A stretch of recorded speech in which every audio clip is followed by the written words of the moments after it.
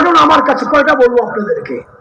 আল্লামা জুনায়েদ বাবুনগরী রহমতুল্লাহ আলাইহি হেফাজতের মহাসচিব লালবাগ মাদ্রাসা চতুর্দিকে ঘেরাও করেছে, সন্ধ্যার পর গ্রেপ্তার করে নিয়ে গেছে ডিবি কার্যালয়ে।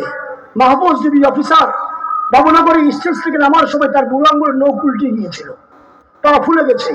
এই পায়ের মধ্যে জুতো দিয়ে পাড়া দিয়ে দিয়ে বলছে, বিএনপি কত টাকা দিয়েছে, জামাত কত দিয়েছে, বিদেশ থেকে কত এসছে বল।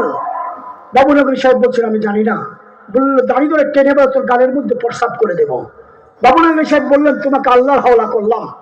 বাবুনগরী সাহেব কয়েকদিন পর জেলখানা থেকে বেরিয়ে গেছেন, কিন্তু তার বাবা মেয়ে ঐশী মদের টাকা চেয়েছে, টাকা দিতে পারে নাই। উসিলা বানাইয়া মেয়ে তাকে চায়ের সাথে ঘুমের ট্যাবলেট খাইয়ে তাকে বাথরুমের মধ্যে অজ্ঞান করে নিয়ে কেটে 6 টুকরা করে দিয়েছে। কয় টুকরা? হ্যাঁ, বিচার কার? বিচার কার?